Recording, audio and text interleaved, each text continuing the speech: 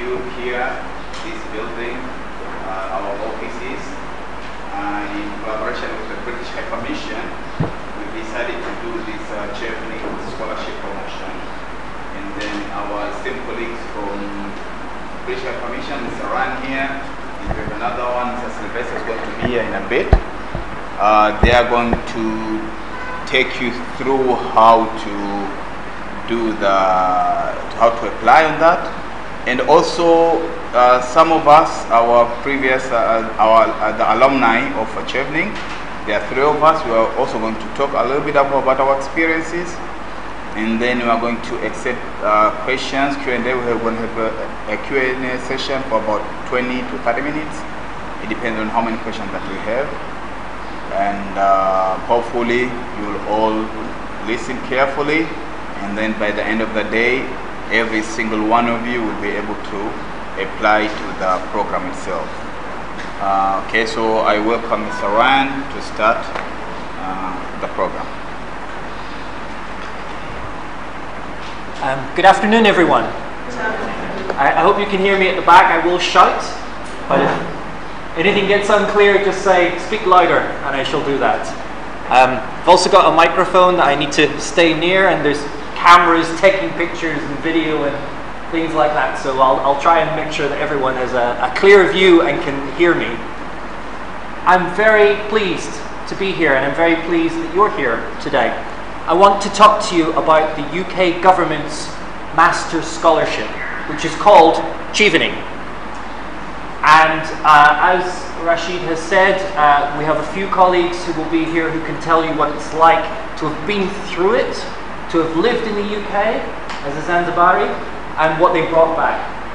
I'm going to start and give you an overview of the scheme, tell you a bit about it, why it exists, what kind of people we're looking for, what the package is that comes with the scheme, some of the high-level basic questions. Then my colleague will talk through a little more about what you can expect during the application process, and just what kind of answers and material are we looking from you so that we can assess whether you should be on this scholarship. And then, as Rashid said, we can have questions, as many or as few as you like. We hope we can give you all of the information that you need today, that if you decide you want to apply, you go home with that information and that enthusiasm to apply. So to begin, as I said, this is the UK government's scholarship program. There are other scholarships to study in the UK. This is the one that's funded by UK taxpayers, and people like me who work for the government go out to promote. Our Chevening Scholarship is available in 160 countries. It's an enormous logistical operation managing all of these scholarships around the world. It's a very flexible scholarship, so this is not relegated to a small number of subjects or a small number of universities. This is a scholarship for any UK university and any master's program. So it's really up to you, the individual, to think about what you want to apply for. It's a 1-year master's. I know other countries do things differently and will have other lengths of time, but this is a 1-year master's program. Who are the people that we want? We want leaders of the future. That's why we do this program. We want the people who will go on to do very well in their countries and will have good relationships with the UK in the future, so that we can have good understanding of each other. When I say leaders, I don't mean you have to be politicians and CEOs of business, but we mean the people in your areas, in your sectors. You could be in the media, you could be in engineering, you could be in fashion, you could be in law, you could be in art. It's really wide open, but we want the people who have got the interest and the ambition to want to do well in your areas, regardless of the field. We aren't trying to make new politicians with this kind of scholarship. It's really open to everyone. We want you to do well. We want you to remember your time in the UK and keep that fresh in your mind as you progress through your career so that we have the relationships. A very important thing about Chevening for us is that you're joining a community where relationships that are made during this Masters continue throughout your lifetime. We have over 50,000 people around the world have been on this scholarship. You'll be joining that community, forging links. They're links more of friendship or of future business. And we want you to be committed to keeping those links and maintaining them. There are some Chevenings who have gone on to extremely prominent positions. We have got politicians, judges, lawyers. The president of Costa Rica is a former Chevening. And throughout Tanzania, we have people in ministries, in the media, in business, who've been through the Chevening Scholarship Program. So we want people who have ambition to not just stay where you are today, but to go further. And hopefully our scholarship will be part of that for you, giving you skills and abilities and new ways of thinking that will help you achieve that ambition. I want to talk a little bit about eligibility, because there are some criteria. So first of all, you must be a citizen from a country which Chevening operates in. If you are all Tanzanians, you are eligible. If some of you have a different nationality, you could check that on the website to make sure. But with 160 countries covered, it's very wide open. But do just check nationality if that impacts you. You must have an undergraduate degree. This is a master's program, so you need to have had that undergraduate. I mean, you may have more than one. You may already have a master's. That's okay. But the minimum requirement is that you have an undergraduate to then move on to this graduate degree, master's degree. Another part of the criteria is you must have had 2 years work experience. So this can be quite flexible. Volunteering work will count. But what we want are people who have not just went straight from one set of studies to another set of studies. It's good to have something in between. Or it's good to have different life experience, different levels of maturity that you get when you work in the world of work, rather than just academic, academic, academic. If you have that 2 years or more of work experience, it also gives you more ways to sell yourself, to impress us, to tell us your story about why you should be on this kind of course.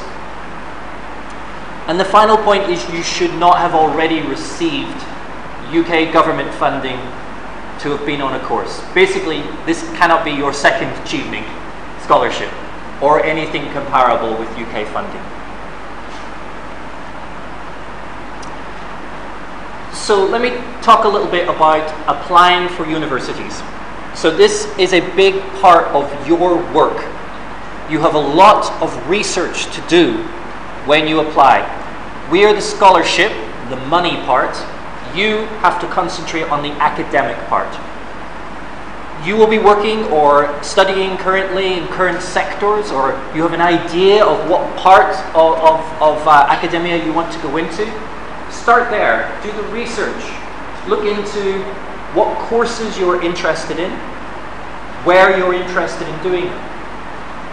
And I know sitting here today in Zanzibar can feel overwhelming. Where do I even start with that? Go to our website, go to chevening.org, and on there will be tools which will help you find courses and universities, and that can be the start of your research. Follow those links, read about places, find out where is a good fit for what you want to study, because courses will be different in different institutions. Which university is a good fit for you? And also keep in mind you will be living in this place. Research the place. Find out, is it the kind of environment you like? Perhaps you're a person who likes big cities. Perhaps you don't and you like small places. Think about where you want, the kind of place you'll want to be living in, as well as the academic side. Sometimes when we ask people, why did you apply for this place? It's because that's where their favorite football team came from. Which shouldn't be the only reason, but it's a good place to start, at least when you're doing your research. If you have some kind of link or connection with the UK, follow that, and then follow the other connections. So this is very important, and it will be your part of the work. Researching which course, which institution, which city. And keep in mind this covers the whole of the UK, a very diverse country. We've got Scotland, Wales, Northern Ireland and England. So don't just think UK equals London. It absolutely does not. Look wide around our country. You will, as part of Chevening, you must apply to 3 places. We'll leave it to you to decide how similar you want those courses to be. But is it the exact same course in 3 places, or in one place is it slightly different? You should know your career path better than anyone. So you do the research, but you need to have 3 choices. And as the Chevening process moves forward, you must have an offer from one of those places. I'm going to speak a little bit right now about English language, but we will talk a lot more about that because I think it's probably the #1 subject that people want to know about. So I'll just say that we, as the organisation, do not have an English language requirement for the scholarship, but the universities may have an English language requirement, and that could be different depending on which university, which course. So this will be part of your research also. Is there an English language requirement? Is there a formal qualification? And which standard do you have to reach? So to get the scholarship through us, no English language requirement formally, but the university may do so. We can talk a lot more about that later, but just to set the scene at the beginning. So what's in the package? It's a really good one. This is a good package that means you will not have to worry while you're doing your studies about making ends meet. We will give you enough money to cover your tuition fees, your cost of living, getting to the UK. There'll be extra fees or extra bits of money along the way for special occasions. So for example, we put on events for you while you're in the UK, and we'll provide transport if accommodation is needed. So there are special occasions along the way that we'll also provide. But you will receive, as part of the basic package, this living allowance, which will be enough for 1 individual, please, no families, to go to the UK, to be comfortable, to accommodation, food, as well as your tuition fees. I've put a little asterisk beside fully covered tuition fees. There are some UK courses at the most elite of our universities, so our Oxford and our Cambridge, that are too expensive. They are not part of Chevening, but these are the most elite, top of the line courses, and 98% of UK courses are covered by Chevening. So there will just be a few that are not, but in general, almost anything that you would be looking for is fully covered for the Masters for the year. And as I've mentioned, you're part of a network. So 50,000 scholars have been through Chevening since it was created in 1983. 250 Tanzanians have been through. This year we've sent 16 Tanzanians who have just left to go to the UK. And you're part of a community. You will meet fellow Chevening scholars from all over the world. You will be invited to events. And we hope that when you come back, and you do have to come back, you will then be part of a community here. You will be part of alumni. You will be able to inspire further generations, and you'll be able to use everything that you have learnt to really progress your own career, but also to better your community and to better your country. That's what we want. This isn't about just sending people to the UK. We want you to come back, make Zanzibar a great place with what you have learnt. Your Chevening network will help you with that. And I'm learning more and more as I work with people who've been through Chevening. It really gets them in here. They have enthusiasm for it and interest and want to promote and want to inspire others to do the same. I hope that will be some of you in a few years' time. I'll speak a little bit about the timeline. So the reason I'm speaking to you today is because the applications are now open for the academic year starting in September next year. The application window runs until the 2nd of November this year. That is a very hard deadline. Nothing after the 2nd of November will be accepted. And as we'll hear during our discussions, this is not something you should leave till the last minute. The preparation work takes time. It needs care and attention. Don't leave it until the 1st of November to start looking at the application process. If you've been inspired by what you hear today, start today. The timeline is quite long because we receive tens of thousands of applications from around the world. We need time to work through to make sure that people meet eligibility and that they've really put the work into their applications. So it will go quiet. You won't hear from us once the application goes in for several months. But the next stage of the process, for those who get through, is an interview where you'll be speaking to me and my colleagues in the British High Commission. In that interview, we'll go through in more depth what you have put in your application. Why are you wanting to go to the UK? What's your future career goals? How have you demonstrated leadership currently, and what are you looking forward to in the future? What do you think will change about your time studying in the UK? We will discuss this in great detail with you and with many, many other applicants. And at that point, we will start making our final decisions about narrowing down the group to a small number who will get to go. So the application is extremely important. The interview is extremely important. They all need care and attention. Then the results will come out in June next year. Again, I know it's a long process. It's difficult to plan your life, and circumstances change. But this should be enough notice for you to be able to plan, know exactly where and how you're going, and also to connect with those other people who've been fortunate enough to get on the scheme as well. Every year group builds up their own little community before, during, and after they go, and that will be part of your experience also. So do note the timelines. It's very important. I'm going to finish in a moment and hand over to one of my colleagues to explain a little bit more. But just to say, every piece of information you could possibly want is on the website. So chevening.org is where you start the application process. But it also has resources, tips, hints, good examples. It has the resources I mentioned to help you start to find which course, which university. So do bookmark chevening.org if you've not already done so. You will find a wealth of material on there. And then there are some other channels. So the channels which our High Commission runs, UK in Tanzania, on Twitter, Instagram and Facebook.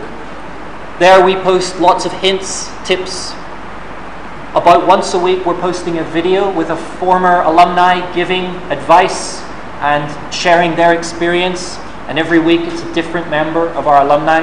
So we're trying to give you also material from local voices, people who've been through it, that can help you as you work your way through the process. So do follow us on our channels. So I'm going to finish right now. We'll move on to my colleague Sylvester for the next part. And as I said, we'll then store up questions that you may have had during this, and we'll take them all towards the end. Thank you.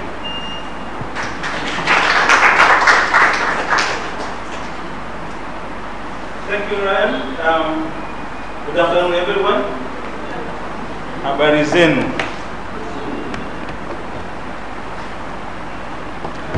Sasa mimi ni Mtanzania mwenzenu, na kwa hivyo nitakuwa nachanganya lugha kidogo ili kusudi twende sawa sawa, na tafadhali kuwa free kuuliza maswali baadaye pale, sawa?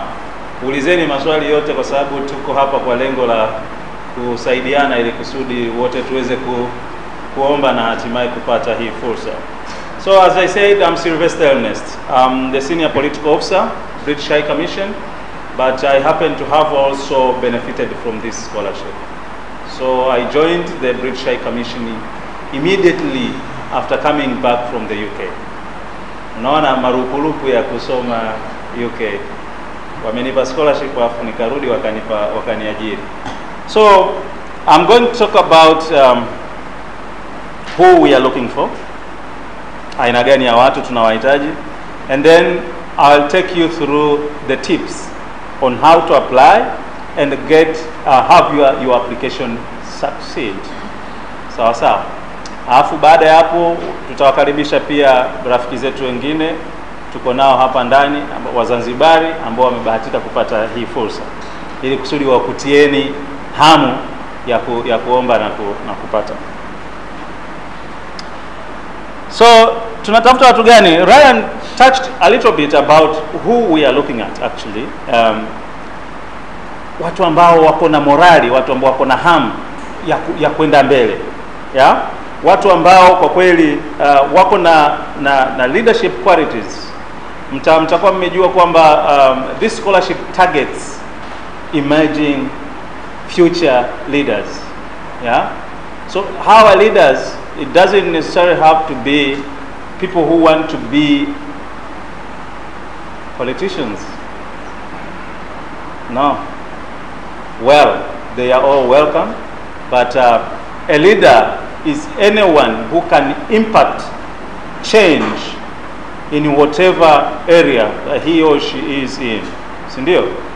A leader can be anyone, anywhere, but someone who really wants to see progress and change, positive change in whatever area he or she is. So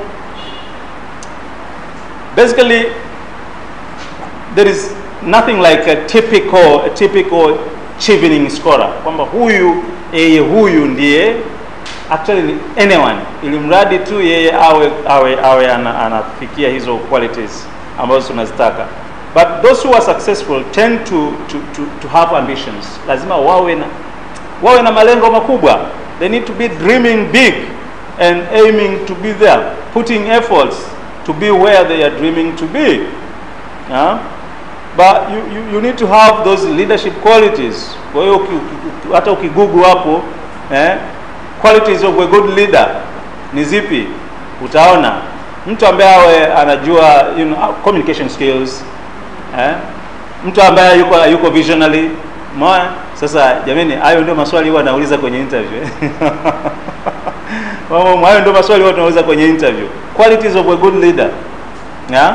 Sawa, mtu ambaye kwa kweli yuko organization. Yaani anaweza kupangilia mambo yake yakaenda.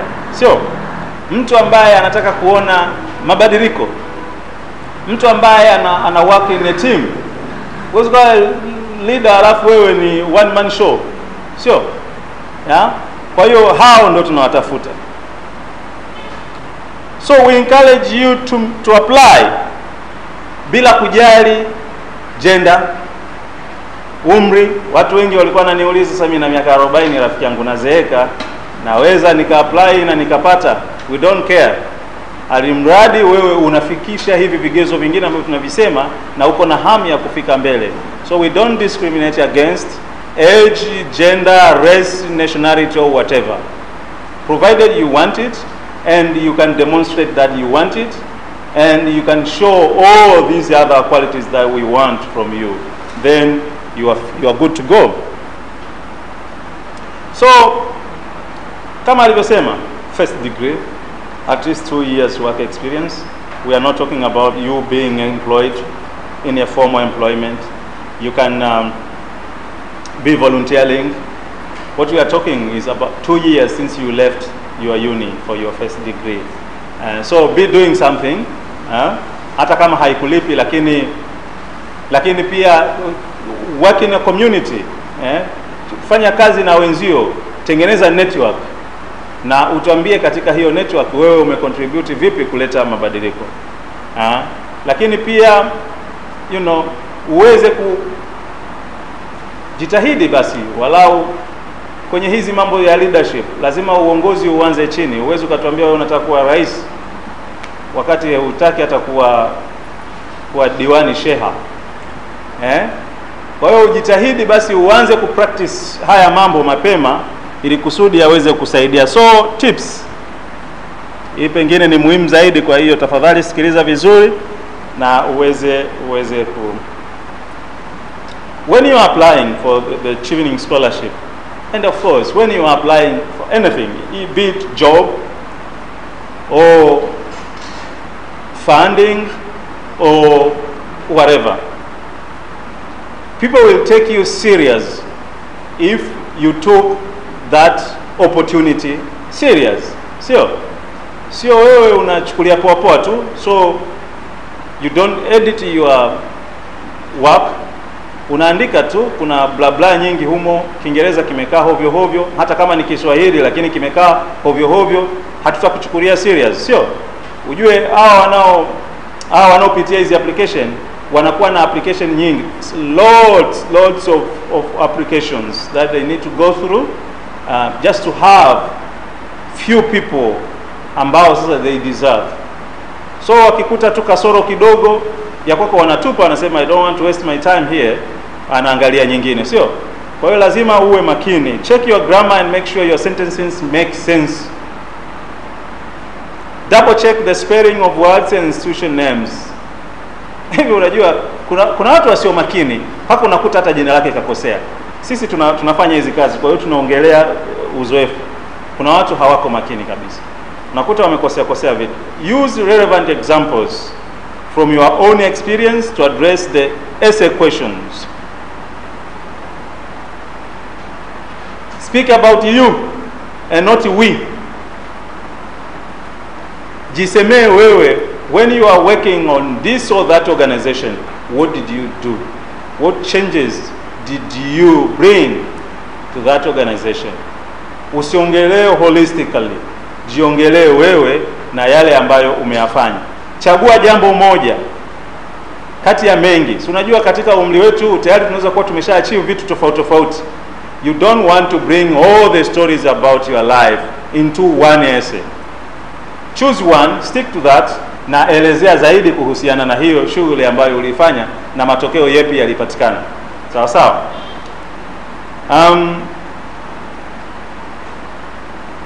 Where possible, try to focus your examples on your experiences with volunteer organizations or employment rather than at school or university. Kwa ni muhimu sana baada ya chuo, baada ya masomo yako ni vizuri kufanya jambo katika jamii, lakini ni vizuri kama umepata ajira kuonekana unafanya kitu.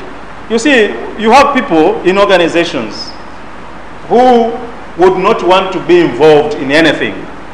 We are preparing for this event. We want volunteers to come out and, organize this event. And there are those who will always remain behind. Si ndio? Kuna wale wako nyuma tu, yani wao wanasubiri kusukumwa. My friend, hivyo vitu vya kuwa kiherehere, kimbelembele vinasaidia sana.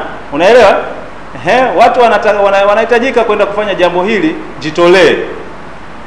Na not down hizo. Yani unaweza kuona ni vitu vidogo, lakini kwa hawa wenzetu hawa kutoka Ulaya wanaangalia sana hivyo vitu vidogo. You can work in a team, umeona? Lakini you can be there and be counted.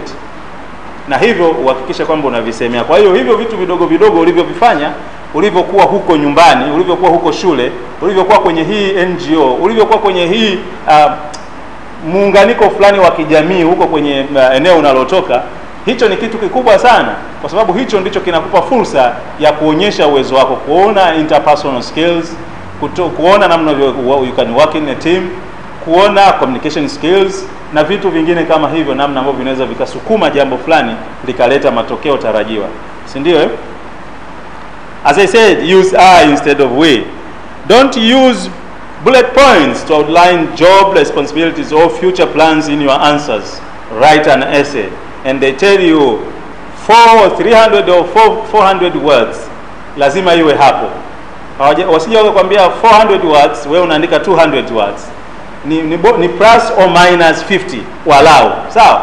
Kwa hiyo ukiandika umeambiwa 400 ukaandika 450 hakuna mbaya, sawa.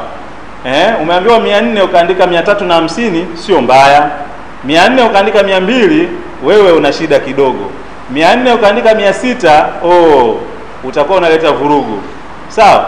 Kwa hiyo zingatia hiyo maneno, na hiyo ni tulivyokuwa tunafundishwa kuandika insha tukiwa shule ya msingi, tulikuwa tunaambiwa hivyo, ni plus or minus 5%, sawa. Kwa hiyo jitahidi essays zako ziwe hapo. So assessors know when answers are copied and pasted from a CV, personal statement or reference letter. Make sure you tailor your answers to the question. Sikilizeni, wabongo wengi wanapenda kuibia majibu wanapenda chuo kule tu wanaita kudesa. Kwa hiyo unamtafuta Masud au Rashid pale, sema hebu tuone essay yako, na wewe unaichukua tu vile ilivyo, pop unaibandika pale, unabadilisha majina tu, my friend, watakukamata na ile itakuwa ni disqualification ya moja kwa moja. Kwa hivyo it's very very important that everyone, kwa sababu kila mmoja hapa has something to say about himself or herself, si ndio? Everyone has a story. Hakikisha umeisema story yako ifit kwenye maswali ambayo unaulizwa. Sio mbaya katika maisha leo, kwa sababu tayari watu wengi wameshaenda kusoma kupitia hii scholarship, wengine wako kwenye mitandao huko. Sio mbaya kusoma na kuona huyu alifanyaje, alijibu vipi hili swali. Lakini ukishasoma ukajua, sasa you know how to navigate. Unajua hata kuiba inabidi uibe kwa akili. Mimi nasoma lakini una paraphrase sasa unabadilisha unapata kilicho cha kwako kuliko kuiba. Tafadhali sana usiibie vitu vya mwingine, kwa sababu watakukamata tu. Na sisi kwa sababu tuna uzoefu na hizi applications, tayari tutajua tu hii inaonekana inafanana na ile, na hii ni ya mtu mwingine. Wapo ambao wanatushinda, tunashindwa kuwajua mapema, lakini siku ukija kwenye interview, ukiwa hapo mbele yetu tunakuangalia, tunajua tu hapa yaliyoandikwa ni tofauti na anayoyasema, tunakujua. Ni rahisi sana. Na hata when we were doing these interviews, for instance this year for the first time we did our interviews online because of the pandemic, of course. So we could see other people struggling to answer the follow-up questions. Of course, most people know that kwa sababu kwa miaka kadhaa tumekuwa tunauliza almost the same questions during interviews. So people wana cram huko, wanashika maswali, wanajua haya wanaenda kuniuliza swali hili. Lakini ukitupia swali la nyongeza, lile swali la nyongeza, unaona huyu mtu anapata tabu, unajua kwamba huyu alikuwa amekariri. Au mwingine kwa sababu yuko kwenye screen pale, unamuuliza maswali, unamuona anainama. Kumbe yuko na nondo ziko hapa. Sasa sisi tulishawajua tu watu hao, unajua hapa hamna kitu hapa, unakuwa umepoteza. Kwa hiyo jitahidi kuwe na originality, hiyo kazi yako iwe halisi, iwe ya kwako, na itakufaa sana, tafadhali sana. So maswali ambayo watu nauliza kimsingi, kwa mfano tutakuuliza about leadership and influencing skills. So on that we want you to share an example of how you have worked either alone or in a team to achieve something positive. Tuonyeshe. Kwa mfano wewe ulivyokuwa kiranja shuleni, ulivyokuwa waziri kwenye serikali ya wanafunzi chuo ulichosoma, ulipokuwa na kadhalika, mnafahamu, sio? Nini mlifanya? Wanafunzi walikuwa wanapata tabu sana kupata mikopo. Lazima waandamane, wafanye kunji, wapige, wabomoe hiki au kile, ndio wizara ya elimu au idara inayohusika na mikopo ishtuke ituletee mikopo. Wewe ulifanya nini? Okay, mimi nilianzisha mazungumzo na serikali au bodi ya mikopo au wizara kuweka utaratibu mzuri ambapo wanafunzi watapewa mikopo yao kwa wakati, na tangu wakati huo hakujawa na migomo tena. Unasema huyu, okay, wewe ulikuwa nani? Nilikuwa waziri wa mikopo. I was prime minister wa serikali ya wanafunzi. I was president. Tunaona kwamba huyu kuna kitu alifanya. Ulishirikiana na kina nani? Nilizungumza na wenzangu kwenye serikali au bunge tukashirikiana na viongozi wa Wizara ya Elimu, idara ya elimu, na tukafika hapa tulipo leo. Si unaona kumekuwa na positive change, sio? Kuna mifano mingi zaidi ya kufanana na hiyo ambayo unaweza kaitoa, au katika organization unayofanyia kazi. NGOs nyingi, kuna NGOs nyingi sana hapa Zanzibar, sio? Nyingi zinakuaga kama wanaenda kinyume hivi na serikali, sio? Na kwa hivyo unakuta kuna migogoro mara nyingi, na viongozi wa serikali wanakuwa wanaona kama vile hawa wako wanafanya kazi tofauti na sisi badala ya kwenda hivi. Okay, mimi nilifikiri kwamba serikali au idara ambayo inashughulika na NGO, majukumu yale ambayo NGO yangu iko, ni wadau. Kwa nilianzisha mazungumzo, tukawa tunashirikishana kila tunachotaka kukifanya, tunawashirikisha serikali, tunawafanya hivi na kadhalika. Na kwa hivyo tukawa tunafanya kazi kwa mfuatano, kwa kufuatana, tunashirikiana, tunabadilishana uzoefu, tunabadilishana mawazo. Vitu kama hivyo unatuambia, na hivyo tutaona kwamba huyu ana mchango. So you need to also be focusing on sharing one or two detailed examples in much more impactful than listing lots of examples. Kama nilivyosema mwanzoni kule kwamba wewe kwa vyovyote vile kuna mengi ambayo umefanya na kuachieve katika maisha yako, katika uongozi wako, katika mambo tofauti. We don't want to hear all those. Focus on one example, na hiyo one example ya kile ambacho ulikifanya uielezee vizuri. Tumia muda wa kutosha kuelezea hapo. Unaweza na uhakikisha umeifanya imekuwa compact. Umetumia maneno machache kuelezea vitu vingi. Si unaelewa? Mimi asubuhi nimetoa mfano, nilikuwa mwandishi wa habari. Na unaweza kuandika story maneno 1000 ukaipeleka kwa editor. Editor huyo anaikata mpaka inabaki maneno 250. Of course inachukiza kwa sababu nimechukua muda mrefu sana kuandika maneno 1000. Lakini yeye anapunguza hiki. Lakini mwisho wa siku ukisoma unaona kwamba karibu kila detail ya kile ambacho nilikuwa ninataka kusema kwenye maneno 1000 kimejumuishwa kwenye maneno 250. That's what you want to see. Usielezee mambo mengi ambayo mengine ni kurudia tu. Please avoid using quotes and definitions of leadership. Tunajua definition ya leadership. Kwa hiyo usianze tena kuelezea, okay, so explain how you used your leadership and influencing skills to bring about change. Unaanza, okay, leadership is the ability where, we don't want that, kwa sababu we already know what leadership is. Nenda moja kwa moja kwenye namna ambavyo wewe ulitumia ule ujuzi wako wa kiuongozi kuleta mabadiliko katika eneo ambalo unafanyia kazi. Relationship building skills. Try to share examples of building new relationships. Kuna watu hawapendi kuchangamana. Unajua hao walioishi Uingereza wanajua. Let us meet over coffee, over a cup of tea na kadhalika. Kwamba tukutane pale Forodhani, tupige story. Tumekutana na mtu, umebadilishana business card na hivi. Usiende ukaitunza hiyo business card, sio? Badala yake kesho na kesho kutwa mpigie, bwana tulikutana mahali fulani tulibadilishana contact. Hebu tukutane, wewe tunywe chai wakati tunajadili. Wewe unafanya kwenye eneo hili, mimi nafanya kwenye eneo hili, namna gani tunaweza tukacollaborate tukaleta matokeo. Ndivyo unajenga mtandao wa watu ambao utafanya nao kazi siku nyingine, sio? Kwa hiyo uelezea hayo yote, useme mimi nilibuild relationship namna hii, nilikutana na watu hawa, na kwa kuwa nao hao tumeweza kufanya kitu hiki pamoja. Elezea hayo kama utakuwa umeulizwa. So tell us how you built these networks, how you maintain them, and how you have used them to help you achieve something. Nenda kwenye event. Nenda kwenye networking event. Kutana na watu wapya. Badilishana mawazo nao, badilishana mawasiliano na build the contact. Na kwa kubuild the contact ni hivyo nilivyosema. Waalike katika shughuli zako, nao watakualika katika shughuli zao. Hivyo mtaendelea kujenga ushirikiano wa kuwapeleka mbele in the future. wewe unafanya kazi katika eneo hili, huyu anafanya kazi katika eneo hili, si ajabu siku moja mtakutana katikati. Share your thoughts on how you and your work will contribute to the Chevening Alumni Network. Ukirudi hapa,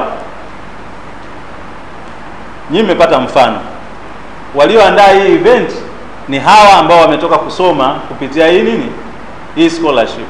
Nao wanataka Watanzania wenzao, Wazanzibari wenzao wafaidike kwa hii scholarship kama walivyofaidika wao.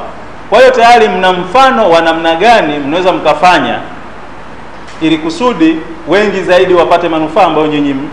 Kwa hiyo uwe na mawazo hayo. Wewe utakaporudi kutoka Uingereza utafanya nini kuhusiana na Chevening Scholarship? Nitakuwa natangaza kuhusu Chevening Scholarship kwenye mitandao ya jamii. Huko Facebook mimi nitakuwa natangaza kuhusu scholarship. Huko Twitter, huko Instagram nitasema kuhusu hii scholarship. Nikiwa kule UK, yani kila tukio nitakalokuwa nafanya naandika pale #Chevening, my Chevening journey, my hivyo. Elezea. Na hapo tutaona kwamba huyu kumbe anataka kuwa part of our family. When sharing why you want to study in the UK, you see guys, there are so many universities, there are so many countries worldwide. Utaulizwa maswali, kwa nini umechagua UK na sio US for instance? Why do you want to study in the UK? Share why you chose your courses. Tuambie labda kozi ninayoitaka ipo kwenye chuo kinachopatikana UK. Lakini pia nilivyoenda kusoma kwenye kile chuo, kwenye website ya chuo, nikaona course outline, namna ambavyo inafundishwa, labda kuna vipindi vya darasani, kuna kwenda field, labda kuna mitihani, kuna kuandika essay. Nikaona kwamba the course is designed in such a way that I will understand and I will acquire more knowledge and skills that will come and help me in whatever endeavor that I'll be doing.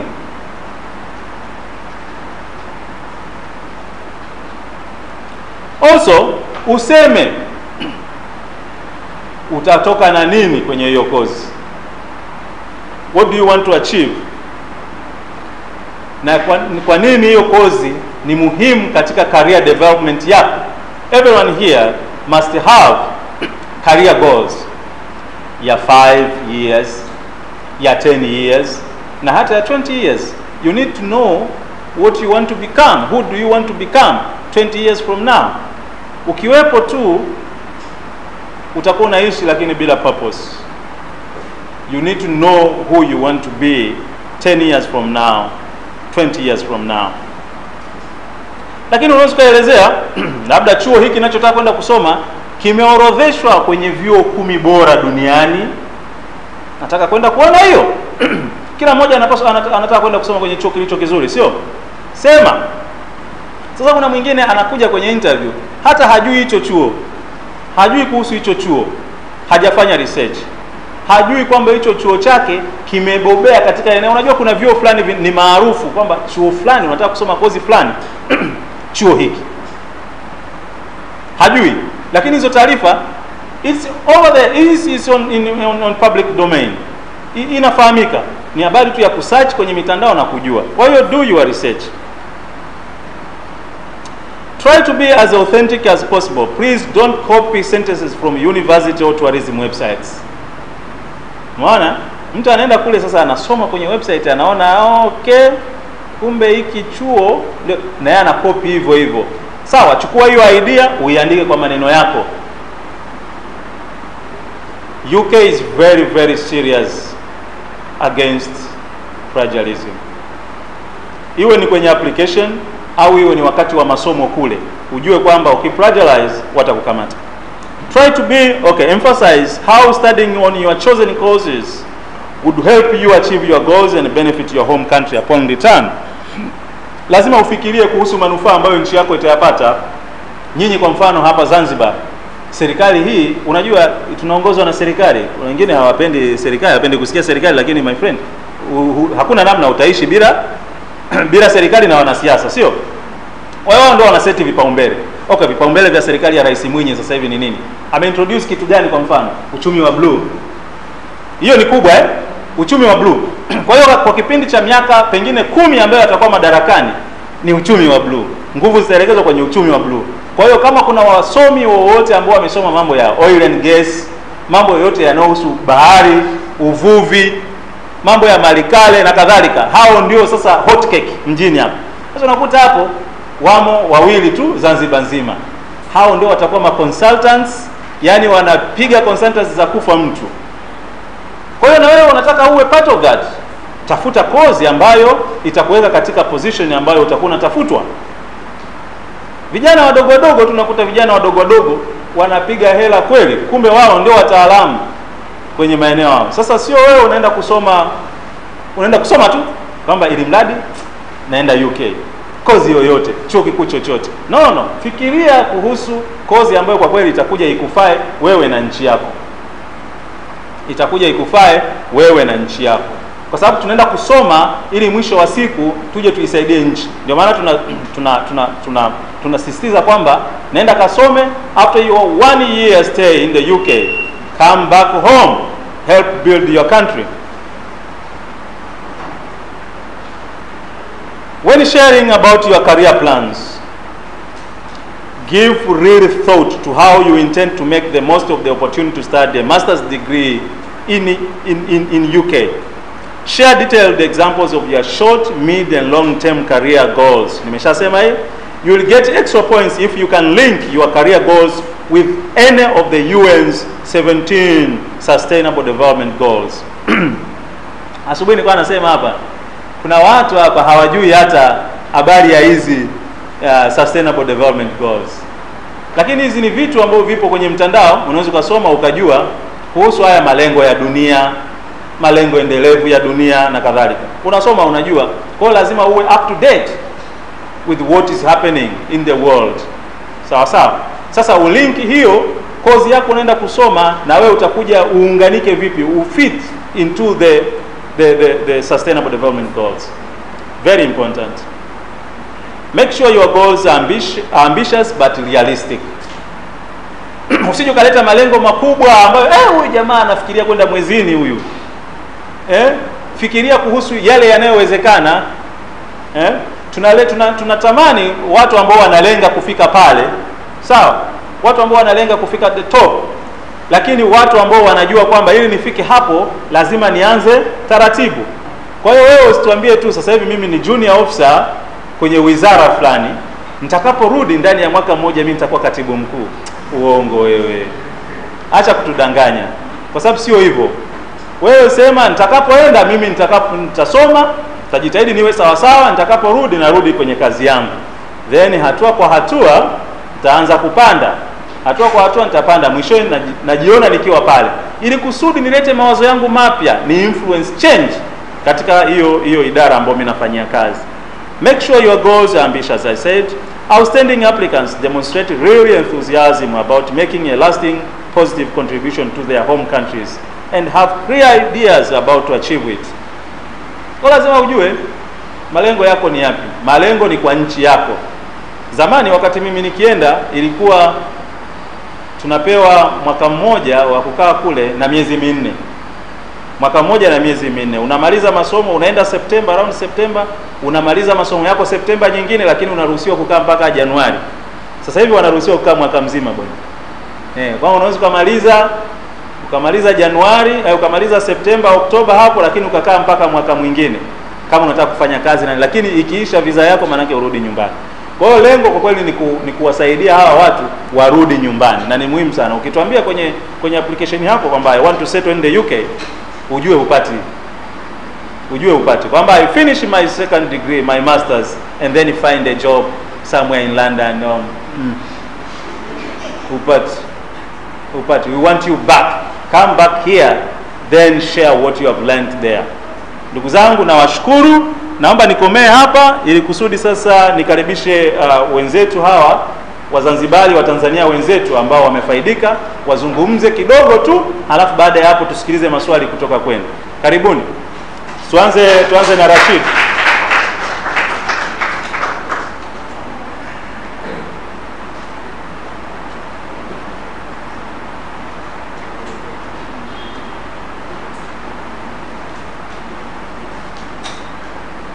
Assalamualaikum tena.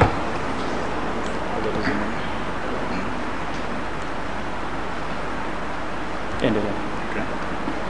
Kwa waliochelewa kufika, mimi naitwa Rashid Ali, ni director wa hii taasisi aliyofanya hii session hapa, inaitwa Cube Center for Entrepreneurs and Innovators Zanzibar.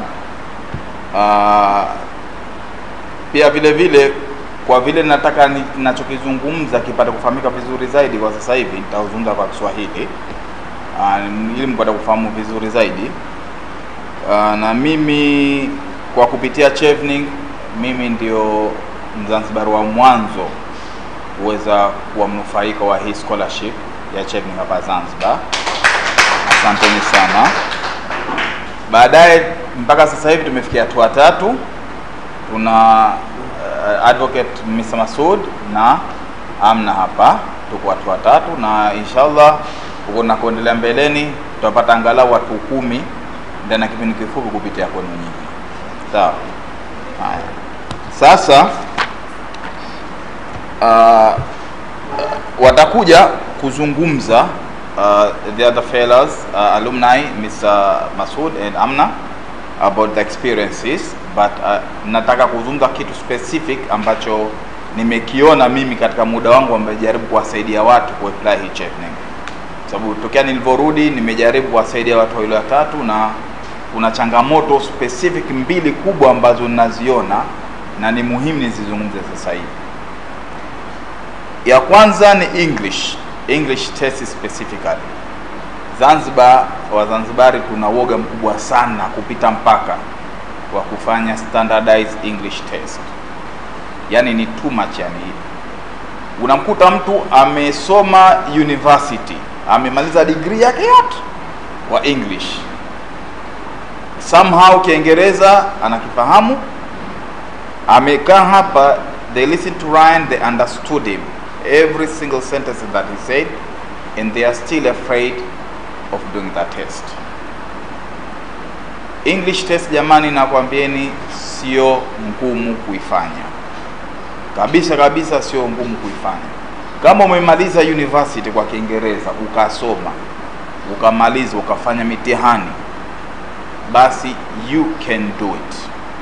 Na kwa bahati nzuri, tofauti na nilivyozungumza mwanzo, nimeelekezwa hapa na Sylvester kwa sasa hivi kuna mabadiliko kidogo. Zamani wakati sasa tunafanya application, mimi yeye na wenzangu hawa Chevening wao wenyewe walikuwa wanataka lazima yani ili wakuruhusu lazima uwe umefanya mitihani ya Kiingereza. Lakini sasa hivi ile requirement imebakishwa ndani ya chuo. Yani chuo chenyewe wanatakiwa wakupe unconditional letter wakati wa kuondoka. Wakati unataka kuondoka, na fresh azungumza kwa kuna stage tofauti. Kwa unaweza kwenda stage mpaka unafanya interview mpaka unakubaliwa ukawa bado ile English test hujaifanya bado. Kwa kile chuo kile ambacho utakachokifanya application, wakati unaondoka kwa lazima uwe tayari unayo unconditional letter. Na feta kwa ni July, yani kipindi kile ambacho kuja mara yani ndo mwisho kabisa wa decision zao itakuwa ni July. Kwa tayari ushapata unconditional letter. Unconditional letter asilimia kubwa sana vyo vya Uingereza vinataka lazima umefanya English test, na kila moja na requirement na rate yake. Kuna 6.0, 6.5, 7, 7.5, inategemea na chuo gani. Kwa hiyo kama mnataka kufanya kwa sababu mnaogopa English test, jamani, do not be afraid of it. Sio kitu ambacho cha kuogopesha kabisa. Gharama zake kweli ziko juu, na pia ni kitu ambacho kinawachoumiza watu sana, lakini unayo option ya kuwa huso lazima ufanye sasa hivi wakati unaanza. Unaweza ukaanza application, ukaenda ukapita phase ya kwanza, ukapita mpaka ukaitwa mpaka interview, ikawa wewe bado hujafanya English test. Lakini ukishamaliza mfano umefika mpaka stage ya interview, at least kipindi kile unaweza ukajiamini ukasema okay, mimi katika position nzuri sasa hivi ya kufanya huu mtihani. Sawa? Kwa mnaweza mkaanza application sasa hivi bila kuwa na wasiwasi kwa lazima mimi niwe nimefanya English test. Hilo ni muhimu sana. Na changamoto ya pili, late application. Kuna watu mtu anasubira na weka, kwa sababu tumeanza August mpaka 2nd November ndo mwisho. Kuna watu wanasubiri mpaka last week ndo mtu anaanza application. You are never going to finish it ever. If you want to apply start it now. When you finish here, go home, open your computer, open your laptop, start application. That's the only way, kwa sababu unahitaji muda kufanya research pia. Unahitaji muda, unapoa choice, 3 choices of universities. Kwa unahitaji muda wa kufanya research ya course ambayo unaitaka, chuo ambacho unataka kukitaka. Imezungumzwa hapa, sometimes unaweza uka-apply course ambayo one of the best universities za dunia imo ndani ya ile chuo ambacho unataka ku-apply. Ushona? Sasa unaweza ukafanya ile research ambayo unaitaka. Kwa make sure you start early. Do not wait until the end. Start now. You have a month and a half. Do your research. Submit your application. Sawa. And I think on that note, ni sababu vitu vitakapozungumza vingi tutazungumza na wenzangu through their shared experience. I have my own experience, but I think na kwa sababu ya muda hichi nilichokizungumza kina muhimu wake. Sasa I'm leaving it with the other alumni. They will come here and then they'll share their experience in the UK. Thank you very much.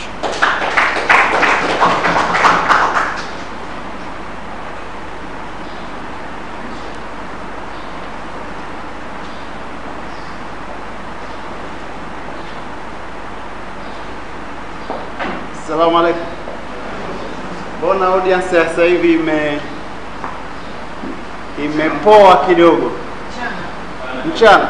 Sisi baba tutatoka asubuhi na lunch wengine hatujala. My name is Masood Salim Mohammed. I'm an advocate of the High Court of Zanzibar.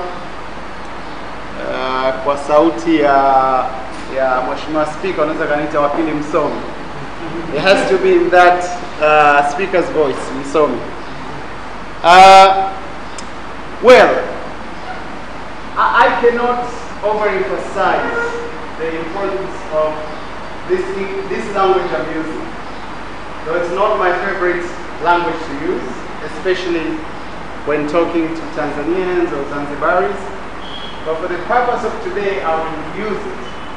I also use it because much of my success story revolves around the ability to teach myself English. I studied in French for primary and secondary school and learned English in my adult life. 80% of the English that I speak, write, and read is self-taught through reading books, listening and watching BBC World, CNN, Jazeera, and many of those. Less than a decade or about a decade ago, someone asked me, Masood, how are you? I failed to answer right here in Zanzibar. In 2000, I went for a job interview, my first job interview. Because they were planning to hire me to be a French tour guide. Then it was like, my boss was like, okay, what about English? How old are you? I failed to answer. So forget about speaking foreign language. What I'm telling you, what I'm here to tell you is confidence. If you have confidence, you can do it. And if you are hoping and dreaming kusoma Uingereza hausomeshwi kwa Kiswahili. It will be in English. It will be in Queen's English. Lakini wewe, when you go there, one of my lecturers used to tell us, no, I don't want you to speak English like English people. Speak just be able to understand what you are taught and be able to answer what you're supposed to answer. So anyway, nimeona nilisisitize hilo. And it hurts me so much when people miss out on opportunities kwa sababu, and I've interviewed people, at work, and it's painful that someone would lose out on a great opportunity just because of English. This is the 21st century, we live in a global village. Now, on to the point. I try to be brief. Very, very difficult for a lawyer I was just reading a joke on somebody shared in our Zanzibar Law Society's group, and it goes like, a lawyer is someone who will write 10,000 words. Dokumenti zetu tunapenda kuziita brief. Vipi umepitia ile brief yangu? 10,000 words, and we call it brief. Oh, lawyer atenda mahakamani atafika bla bla nyingi. Alafu atakwambia, my lordship, after that brief submission, hey, kama nusu saa ni brief submission, sijui what will be brief in our normal world. So, muhimu sana, some of the points that I want to point out, you need to understand the requirements, and both Ryan, Sylvester have talked about that, but understand what it is that is expected of you if you want to be successful in your application. Assess and confirm your eligibility. So have that self-assessment, have a conversation with yourself after you've gone through, na jiulize kabla hujaja kukatwa huku na wajumbe kwa mjumbe mwenyewe, wewe mwenyewe jiulize, nafiti hapa? Na hakuna ubaya if you feel that you don't fit now, and if you do that self-assessment, it helps you better prepare for your tomorrow. So, hilo ni muhimu. You have to do it. You have to go through that process. Another key aspect that I want to touch is the choice of course, university, place, country. And I want to share experience na nyinyi. When choosing, like the three are linked between university, course, and then ultimately the university, and unless you're studying online, but university determines where you're going to be living in the UK. So when going through that, and remember, katika requirements zao, you need to select at least 3 universities by order of priority. Kwa hiyo, number 1, 2, 3. So I picked my 3 universities. The first one was in Scotland. The third one was in a place called Reading. Before I went to the UK, I thought it's Reading. So I was like, why do they call themselves Reading? They love to read or what? But it's not Reading. It's written Reading, but it's Reading. When you ask about Reading. Kwa hiyo, so Scotland, and there was a particular course in Scotland, and then another near London, and this one in Reading. But the Reading one was number 3. And then, and I want to emphasize on the importance of research. This morning I said, the way I look at the whole process is like an assignment, or you're writing your dissertation, your thesis. What you do? Research, research, research, research. Ukisha kusanya material pale yamejaa meza yote, and then you start working, you start writing. Same for chevening.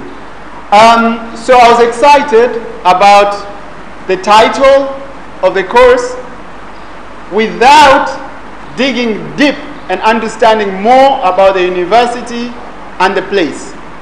And after that, I talked to a couple of friends, and they were all like, oh, you're going to Scotland. Oh, Aberdeen is the coldest place on earth. You'll be isolated. You won't find any Tanzanians or Zanzibaris there. So then I wanted to change. And sometimes, if you want to change, it might be too late. Actually, the system was telling me, no, too late, too late. You can't change now. I actually reached out to some of the team members in the Chevening Secretariat. The answer was it was too late. But somehow I got lucky. I I think there were some preconditions with the other universities, or there was something missing. By the time I had to submit, I had a solidly confirmed admission letter for Reading. Now at Reading, the course was International Commercial Law with Oil and Gas. Aberdeen, it was International Commercial Law with Professional Skills. Then there was International Business Law at Anglia, Raskin, Anglia. I went to Reading, so I remember Reading. Kibahati bahati too. But the other factor that made me want to change, it was, later when I sat down and thought through everything, I was more inclined to the course that had oil and gas. Kwa nini? You all know, now we're talking of uchumi wa blue. So I thought of uchumi wa blue even before the coming of Dr. Mwinyi.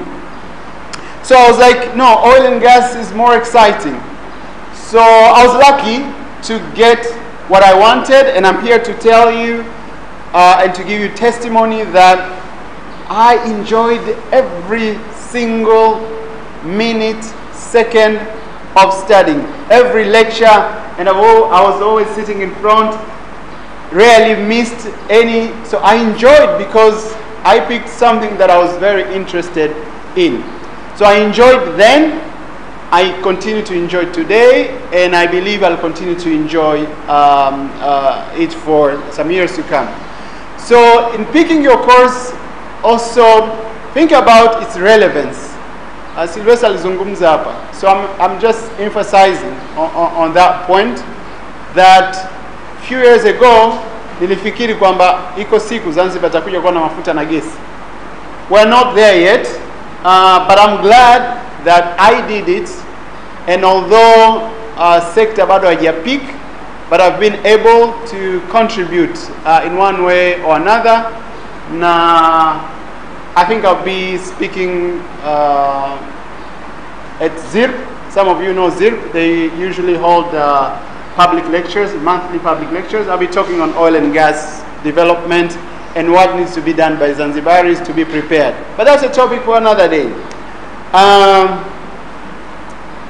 Essays. So securing, chevening, scholarship and acceptance in those universities. It's a lot of work, and it's been said, but I'll just say start now. Start now, because there are essays that you need to write for chevening. There are statement of purpose that you need to write for different universities. I had one minimum 500 words, the other one was 2,500. And honestly, even though lawyers, our life is about drafting and drafting and drafting, wallahi unafika pale unajiuliza, why did I get into this? So don't give up. And that moment that you're about to give up, ndio mambo mazuri yanatokea. But in order for you to be able to reach the goal, start now, kama sio jana. A lot have been said about essays, but be original. And I'll just make one point. In my essay, 80% of the content of my essay was about what I did as president of a student union at Zanzibar University. So I picked a few unique points, selling points. This basically like you're marketing yourself. I pretty much, being a lawyer, I pretty much judge other lawyers through their draftings, their pleadings. We call them pleadings. This is the same. You're talking to people, you're selling yourself to people that they don't know you, you've never met, so they judge you through your writing. So give it the consideration it deserves, and be original, tell your own story. Take advice from me, from Amna, from Rashid. By the end of the day, you are you, and you do best when you are authentic.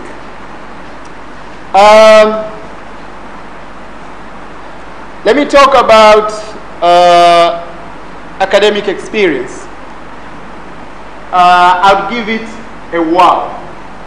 And I was saying this morning that I would advise anyone, including my arch enemy, to take the opportunity to go and study abroad, particularly in the UK, if they had the chance.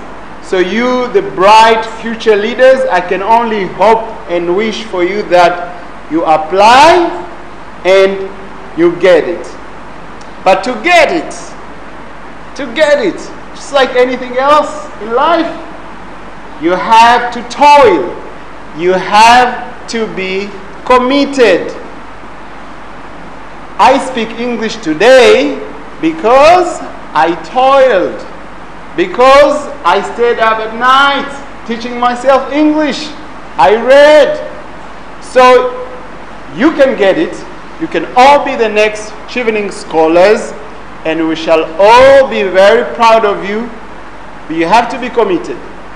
You can ask me for assistance on any day, no problem. I'll not charge you.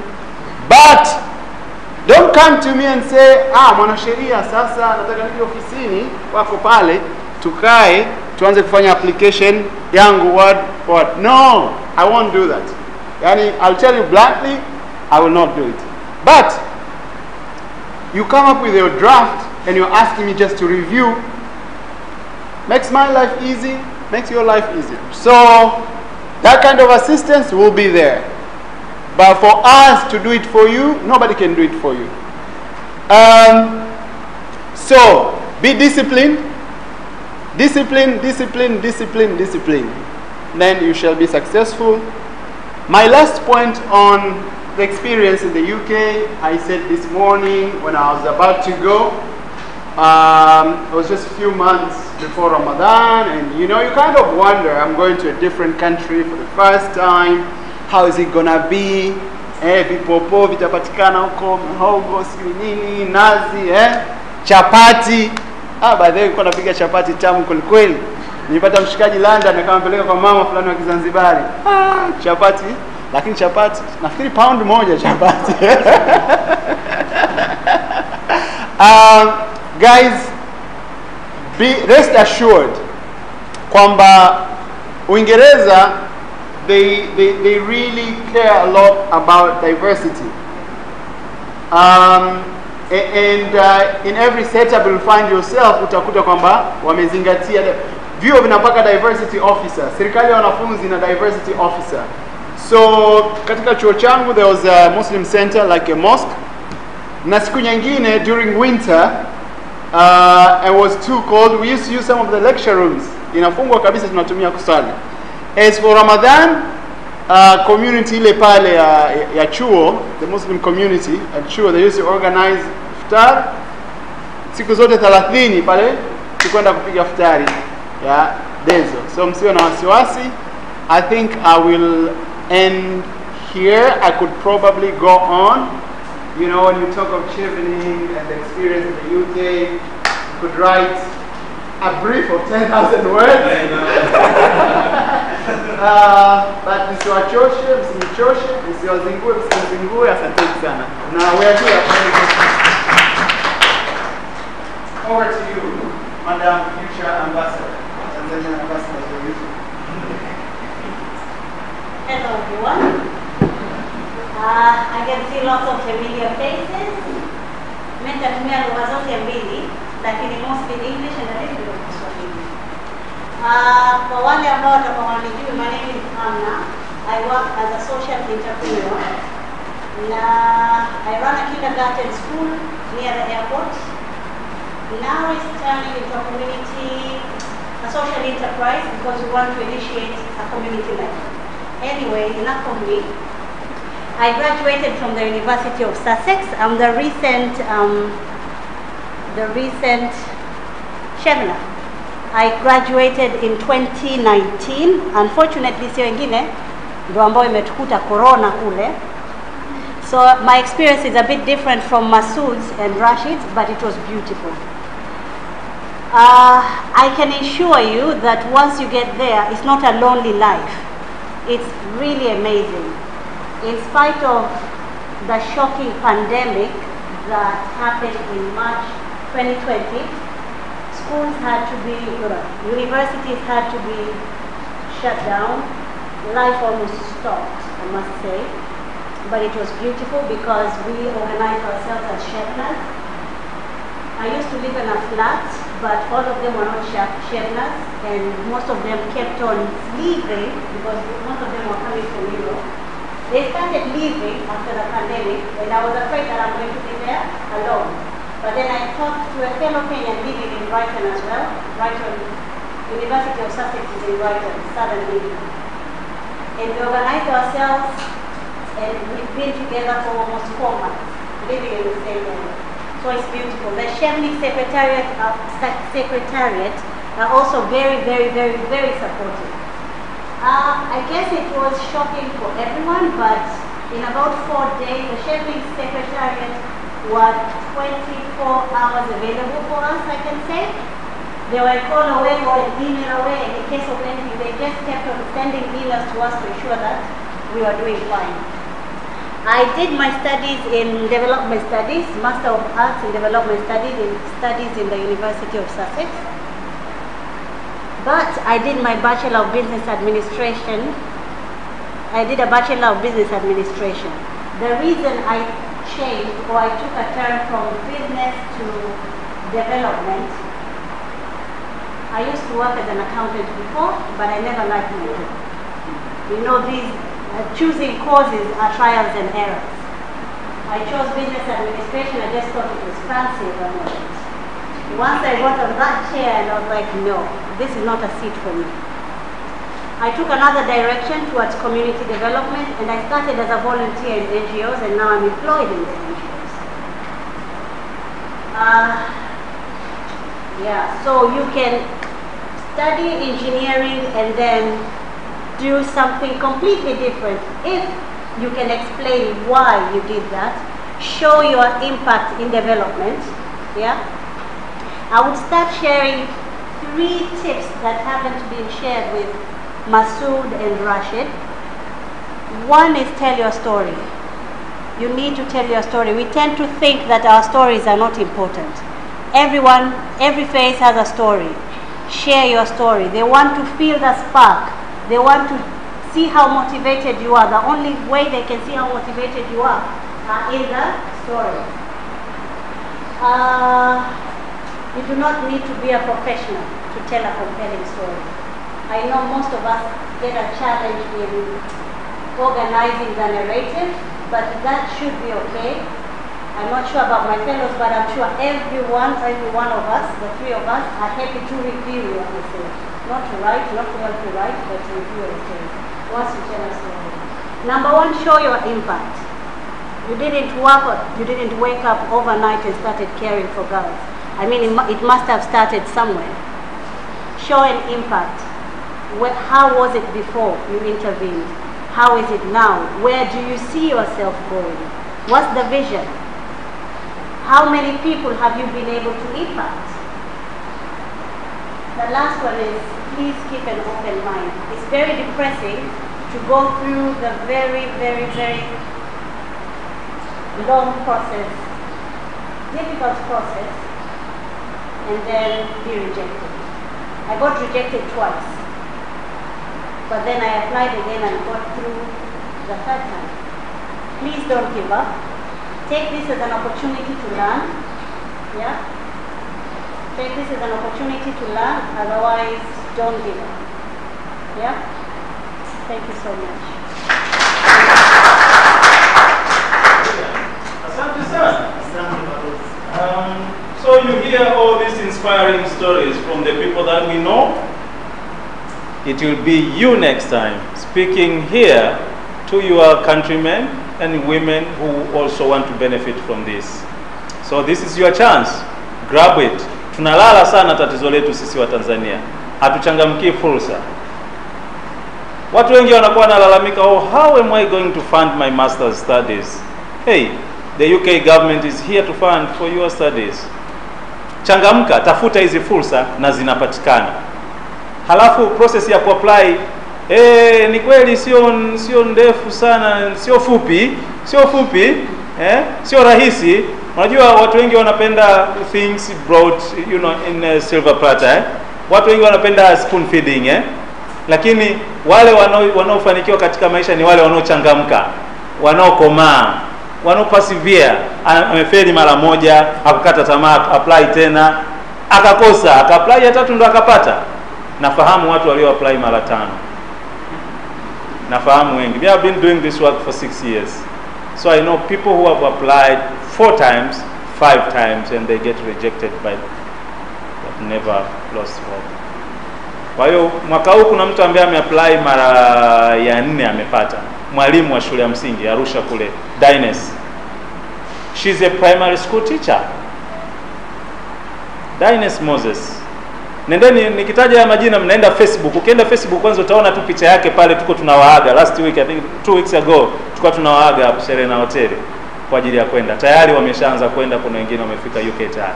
So we are now opening up for you to ask questions. Please ask question. Na feel free uliza kwa lugha yoyote, kwa sababu kama dakika 40 tu hivi hapa zimebaki, twende tukapande boti turudi Dar es Salaam. Kwa hiyo karibuni kwa maswali, na unaweza kaelekeza maswali yako kwa yeyote, sisi, mimi au Ryan au Masud, Rashidi na ambao mnawafahamu vizuri.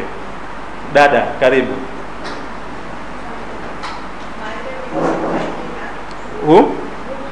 Muhaimina, karibu.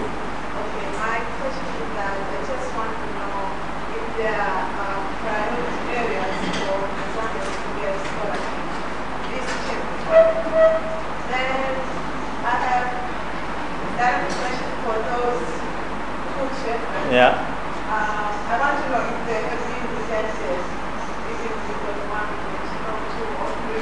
Maybe it's going to be motivation for others. All right. So she got rejected twice, then she got it second time. Then Rashid and Masood will tell us.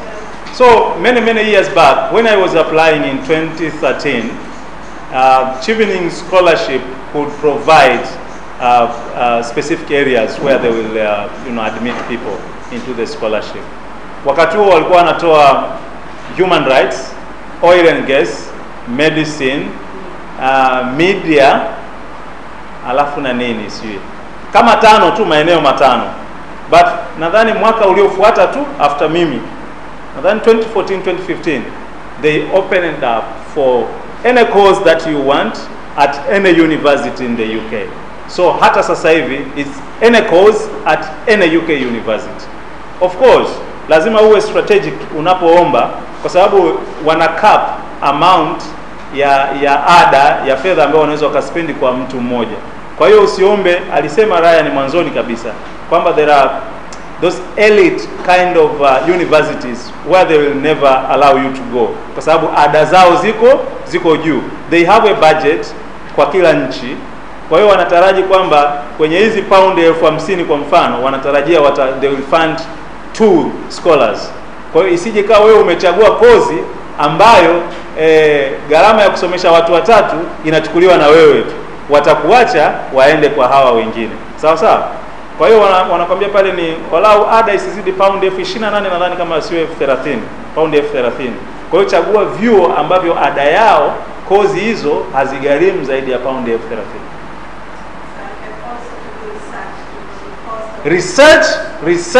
Research. Alisema si huyu au Rashid. Karibu. Kuhusu rejection. Well, rejection sio dhambi katika maisha. Ndio. It's part of life. Can be painful at times. But alhamdulillah, I hit the first person and I accept. Yeah. Rashid? Fortunately for me, the sentence is not so clear. Yeah. But I will tell you this. His case, the sentence mine, I think, in some way, because when I finished school, I had 3 years. I've been doing a lot of leadership-related roles when I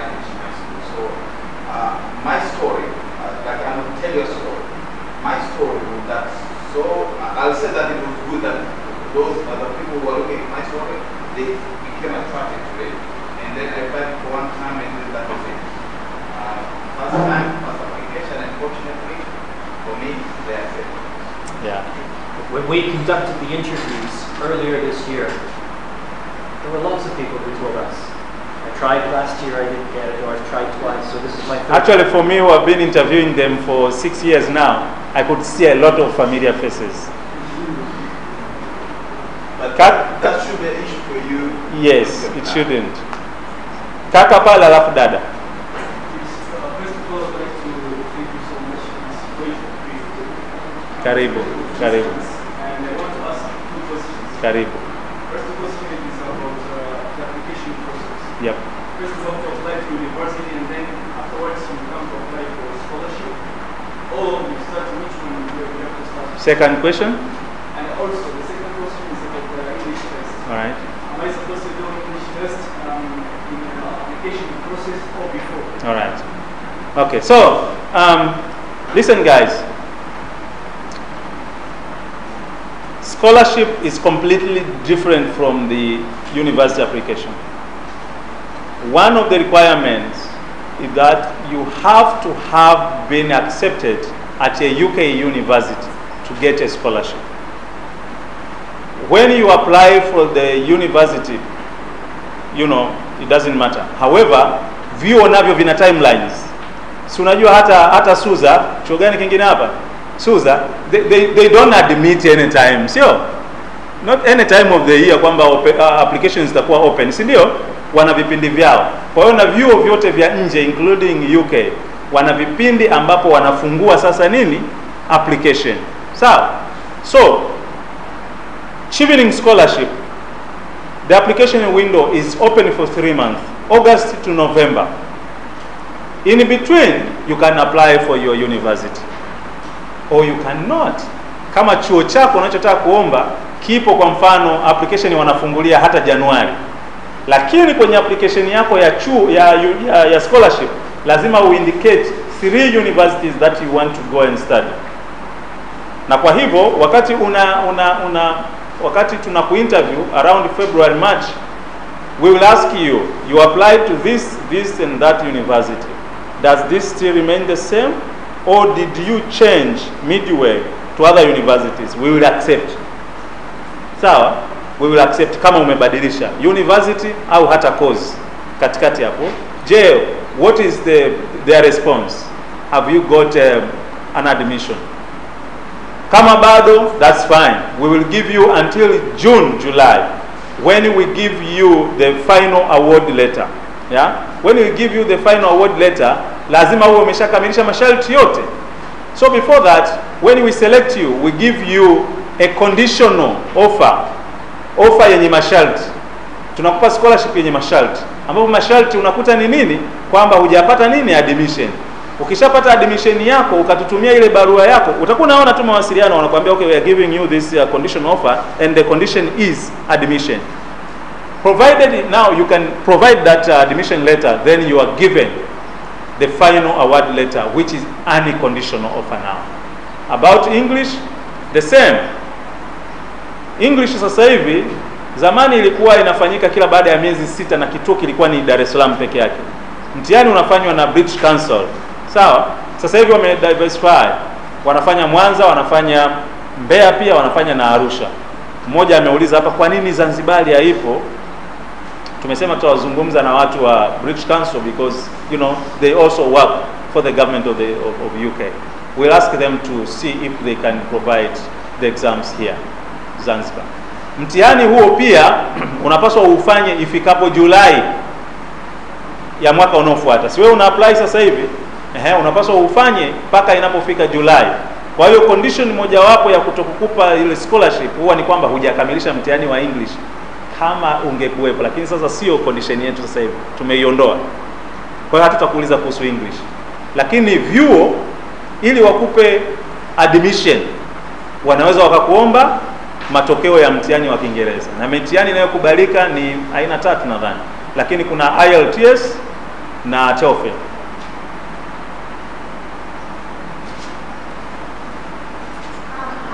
Hello.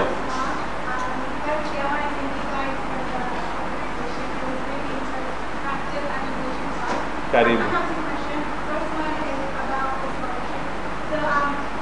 What is the specific number of people that you would take on?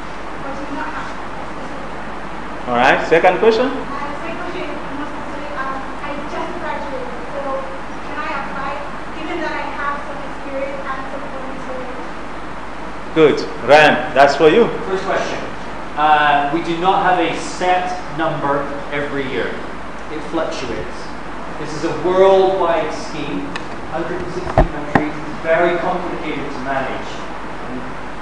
You can't even comprehend the budgets involved of managing that. So there are fluctuations.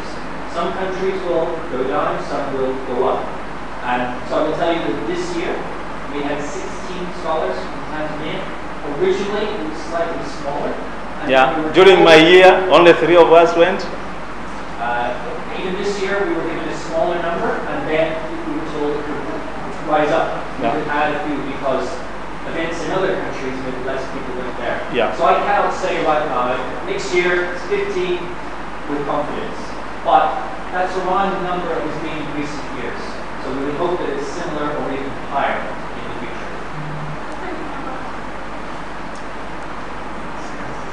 Second question was, she just completed her first degree. So it's the 2 years work experience is the question. Well, I have some experience within university. I'm volunteering. Does that count around like 1 year and a half?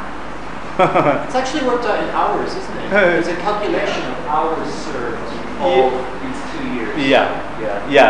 I'll ask you to apply and see what happens, yeah? If you can get it this year, apply again. Karibu. Karibu, brother.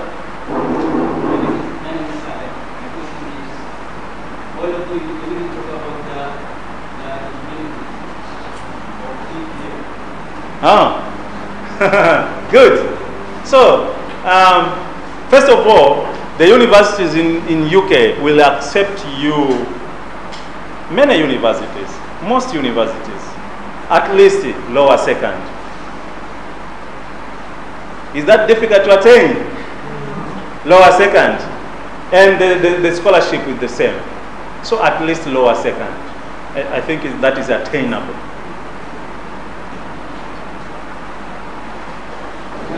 Thank you for the chance. My name is Kuomba. Assalamu alaikum. Hello. I will ask one question and one recommendation.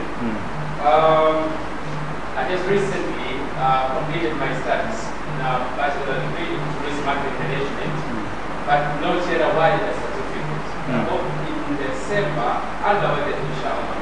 So is it possible for me to apply for scholarship while waiting for the certificate and then apply to the university? That's the first question, the only question for me.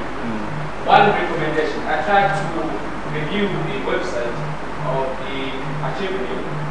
I'm not sure if my calculation, but they found a place for us who are not already in the program to go there and connect to the people. So if that's not yet uploaded, so you can set a platform where we go and interact with. I can volunteer online, doing a lot of the community work. Thank you. Yeah. So with regards to certificates, of course they will ask you to upload some certificates. That answers your question, yeah? Yeah. But I'm glad you are here. Keep applying. And you gave us a recommendation, a real nice recommendation. Yeah. I think if you go through Chevening, there isn't a specific place there, but type the word Chevening into any social platform. There will be pages and pages aimed at various groups. So there are unofficial channels. Actually, I'll ask you now, because I know each of you is in at least one social network. Sindio? So find Chevening. So type Chevening in Tanzania. You will find a Facebook page about Chevening in Tanzania. Please join. Find on Twitter about Chevening. You will find something about Chevening. Please follow. Msiwa follow tu hawa kina Wema Sepe, kina nani, tafadhalini sana. Follow kuhusu hizi mambo. Then follow UK in Tanzania. Now, on UK in Tanzania pages, be it on Twitter, be it on Facebook or Instagram, kwa karibu mwezi mzima, more than a month, we have been running short video clips of some chevening scholars, previous chevening scholars, explaining about the scholarship. Sasa hivi tafuta utaona, and you will see big people there. Big people. Kuna Watanzania wengi ambao wako ofisi kubwa kubwa ambao wamefanya hii scholarship. Na nchi nyingine kuna rais ambaye amesoma chevening scholarship. Kenya pale Waziri Amina Mohamed nadhani, waziri wa sasa hivi ni sports, alikuwa foreign minister, ni chevener. Lakini Hassan Wario alikuwa waziri wa sports, ni chevener. Kwa hapa Tanzania balozi wetu wa China Mberwa Kairuki, kuna permanent secretary sasa hivi ameteuliwa kuwa judicial chief administrator, Professor Ole Gabriel chevener. Jaji Wambari alikuwa principal judge wa mahakama kuu. A lot. Na sisi wadogo, lakini Togolani Mavula, Carlo Ndosi, wako wengi. Na hawa watu maarufu hapa mjini. Sio? Watu wazito hawa. Karibu. Assalamu alaikum. Wa alaikum salam. My name is Karim. Karibu. Your scholarship Masomo mnafanya kwa 1 year, lakini conflict kwa baadhi ya science courses na zinakuwa zinapata kama miezi 18. Sasa hiyo kozi ni masters. Hakuna masters ya UK ambayo inazidi mwaka mmoja. UK pekee. Sisi tunashughulika na UK peke yake. Hakuna, yani masters za UK ndio uzuri wa UK. Unajua kusoma kunachosha akili Sasa imagine umesoma law miaka 4 au umesoma medicine miaka 5, halafu unaenda tena unasoma masters miaka 2, halafu unasoma PhD miaka 6. Guys, utapata lini familia?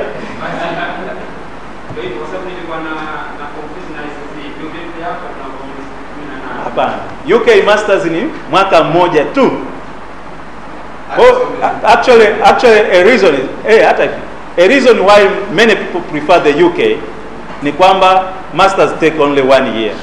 Na hakuna requirement kwamba kwa mfano ukienda kusoma Sweden au German kufanya masters, mwaka mmoja wa kusoma Kijerumani. Sawa? Alafu miaka 2 ya masters. Sasa wewe unajenga lini uchumi wako? Wewe unasoma tu. Karibu dada. Hello.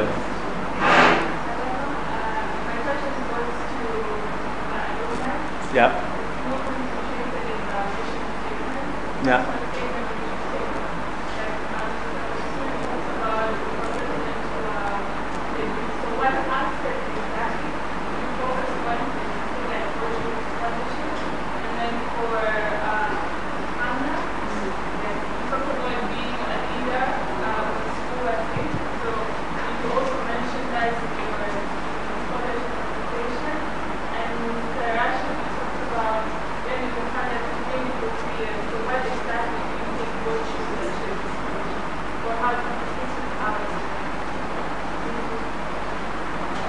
Nani anaanza?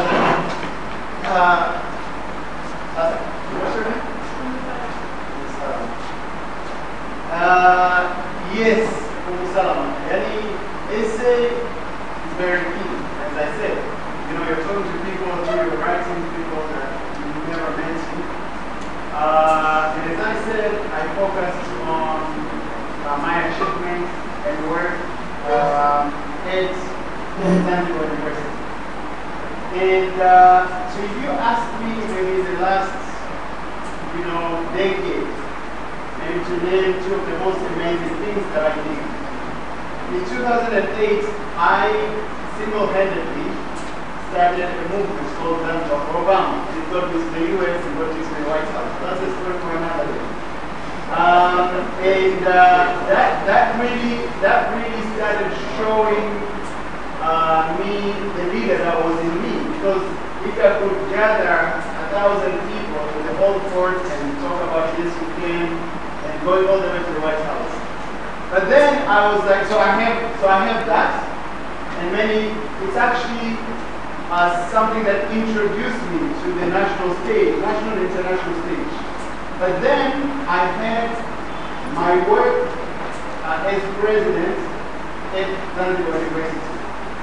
So, and I was like, okay, this story about Obama, I know the UK and the US are special friends. I was like, oh, they won't care much less about, the story about Obama. And I was telling myself to the US to also know what is relevant. And I think Sylvester made a good point that, at this stage, we have so much that we've done. We have so much that we've achieved. Lakini for the purpose hiki ninachokifanya, which one will be stronger? For instance, even in my practice as a lawyer, a particular client will ask me, write a short bio about you, but I want you to focus on these areas. One client was telling me, I want a law firm from there. I want you to say that you went to the UK, and I want you to say that you passed with distinction. I was like, yeah, really? Yeah, I want that.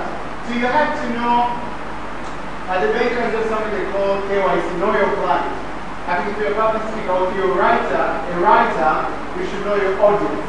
So know the audience, then see which part of my story the audience wants to hear, and which part of my story I want them to hear.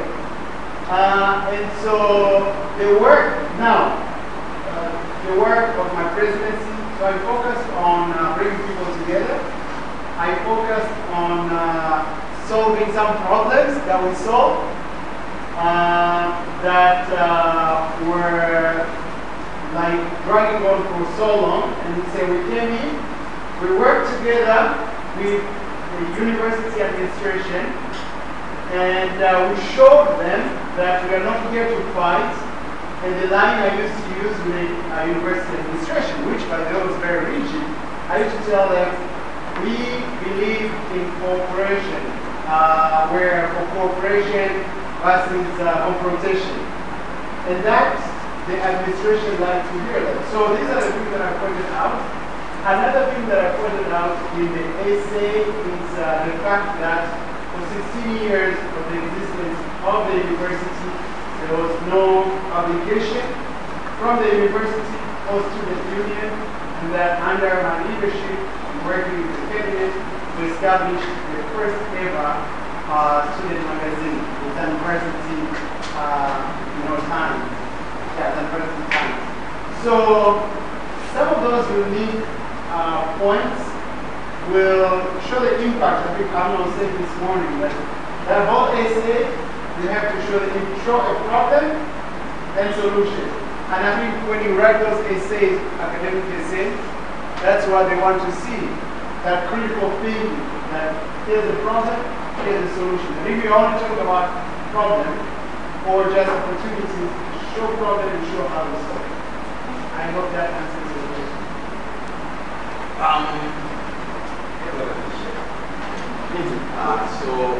He talked about his experience in the university. I'll tell you about my experience after the university. That's what I talked about. After I finished school, I immediately went to school actually. I started my own company. And then by the time that I was flying, we had about 6 employees that I was able to write this time. So that alone showed that kind of leadership skill that I was supposed to have. And I used that as part of it. So you have to talk about yourself. You have to talk about your achievements. Number one, hii specified or number two, specified on here. Yani hakikisha unajisikia. Praise yourself. Don't exaggerate, but make sure that you put everything. Yani anasema jiuze. Na kingine hapa nazungumza kama Mtanzania mwenzenu, wasifie. Wanapenda sifa, mmenielewa? Asikie hapo hajaelewa. Wasifie, yani isifie nchi yao, yani wafanye kwamba wao ni daraja la pale, unajua eh? Yeah. Wale wasifie wao wanafahamu wao. Hiyo iko live. Another one, I'm also a very big advocate when it comes to health insurance. So So I used to hold sessions in different areas around the country, trying to get people to be more aware of health insurance. So I also use that as an example of what I do as leadership. They also want you to talk about career goals, like what's your short-term goal, what's your long-term goal. So just make sure that you know if you manage to go to the UK, if you manage to get German scholarship, you finish your master's, you have to come back to your country, and then how you are going to help that country. How you are going to help your fellow Zanzibaris, your fellow Tanzanians, the youth that are around you. How you are going to help your country in general. Okay, so those are the things that you need to be aware of. And kama unakumbuka wasikieni kwa wingi sana. Kichwa kipande mpaka kipasuke. I'll just add on one quick point. This is about the introduction of my essay. You also have to show, remember, they're looking for leaders, or current potential future leaders. And you have to show that you have a vision. I think one of the things that made my essay win is I started by talking how I believe in Africa and how for the past 10 years people used to tell me, you know, there's no future, go find life somewhere else. And I said, you know, I've always believed in the continent, I've always believed that there's a future, and so I want to go there and learn and come and be part of that future. You have to show that you are a leader, you have to show that you are visionary, and you have to show that you are committed to the future of our country. Brilliant. Brother, I'm not first for a few minutes. I'll be really brief. I slightly used the school, something I didn't take a work part-time in translation as well, and I've been volunteering for that forever. But with the first question, the leadership and influence question, I think that's the only time I've used the school, and my point was promoting inclusion, because we've got students who are disabled, most of them, and some are deaf. So I took an extra step in doing sign language, so now I can speak sign language. Wow. Just to promote inclusion among students, so now I can accommodate more disabled. South Africa. I hope I made a point. You did. You did. You see that unique point. Now, being able to speak.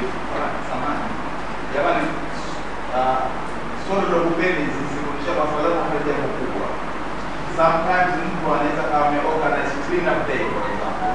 Watu kama shopping kuna activities ndogo ambazo zinaonyesha you have that leadership skill. It does not have to be something really big. Ndio. As long as you learn something that shows that you have that leadership capacity, then you can put that Kabisa. Yaani vile vitu ambavyo unaona vidogo vinamata sana.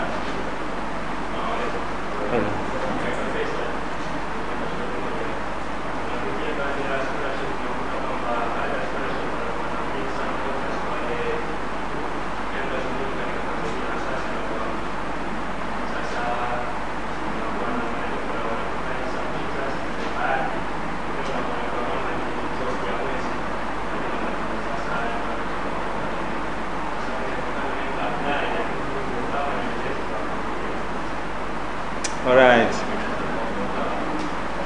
Sijui kama nimemsikia, lakini mimi wakati naondoka kwenda UK, have an interesting story.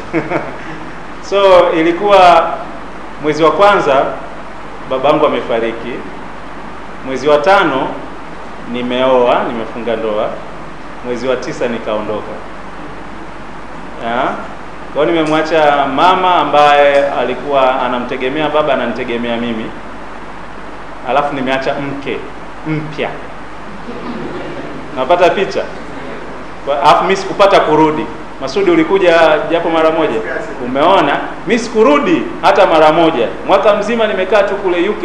Ndio maana siku nimesubmit dissertation yangu Ijumaa, Jumamosi nikapanda ndege kurudi. Haraka. Niliondoka nikiwa mwandishi wa habari na nilikuwa among the highest paid journalists. Highest paid, imagine 1.2 million. Highest paid journalist kwenye organization kwa nafanya kazi. Ilikuwa ni hela kidogo sana. Kidogo sana. na kwa hivyo ilikuwa nyumba ya kupanga hivi, mambo hayaendi. Lakini nilivyoondoka tulikuwa tunapewa stipend, kwa sisi tulikuwa tunakaa London, pound 1200-1300 hivi. Ukipiga hesabu ile pale ni hela nyingi kushinda mshahara niliokuwa napata. Sasa mimi ni mtoto wa mkulima, nimetoka kijijini, hiyo hela nikishalipa accommodation ambayo ilikuwa inachukua karibu nusu ya gharama, pound 570 hivi mimi nililipa kwa mwezi. Hela inayobaki naenda Brixton nanunua vyakula vya wiki 2-3 najipikia mwenyewe, kuna fedha nyingine inabaki. Baada ya miezi kadhaa nikatafuta kazi. Kumbuka ukipewa visa ile ina masaa 20 kwa wiki ambayo unaweza kufanya kazi. Nikatafuta kazi ambayo nikiwa Dar es Salaam pengine siwezi kuifanya. Mnafahamu leafleters? Wale mnaweza mkao mnapita kwenye daladala nyingi, mnahitaji daladala. Hivyo mnapita kwenye daladala, watu wanagawieni vipeperushi fulani vya kusema kitu kingi sio hiki wana shughuli hii au ile. Mimi nilifanya hiyo kazi. Japo mimi sikuwa naenda kwenye stendi ya magari, lakini mimi nilikuwa nasimama nje ya duka la miwani wanaitwa spec savers, sio hii. Spec savers ni opticians. Wanauza miwani na wana shughuli za macho. Kwa mimi nasimama pale nje, kila wapita njia wanapopita na hapa vipeperushi. Kila baada ya saa moja shilingi paundi 7 shilingi tena. Paundi 7 inaingia. Paundi 7 ni kama shilingi ngapi wakati huo? Wakati huo ilikuwa around 3500 mwaka ule. 3500 shilingi ya Kitanzania ndio paundi moja. Kila saa moja nilikuwa nalipwa paundi 7. Si hela nyingi hiyo? Hela nyingi hiyo. Paundi 7 kila baada ya saa moja. Baadaye nikapata kazi ya pili. Nilikuwa nafanya kazi supermarket, pick and save. Kazi yangu kufanya usafi na kuondoa vyakula vilivyomaliza muda wake kwenye mashelfu, kupeleka store na kupaki vipya. Paundi 7 kila baada ya saa moja. Kwa hiyo nimerudi kutoka huko, nina mkwanja rafiki yangu, nilikuwa na mkwanja. Yaani nasoma, wananipa hela, lakini nimefanya kazi pia ambayo ilinisaidia kuja kuanza maisha. Bahati nzuri mimi nimetoka tu kule nikafika nikaanza kazi. Yaani wameniajiri bado niko kule wamenifanyia interview. Kwa hiyo hatutoi hela kwa ajili ya kweli, hatutoi hela kwa ajili ya kusaidia wewe na familia yako, lakini akili mkichwa. Na hata ukitaka baadaye ukapata nafasi labda kuchukua jamaa yako kwenda naye kule, hatulipi sisi, hatuhusiki, lakini unaweza.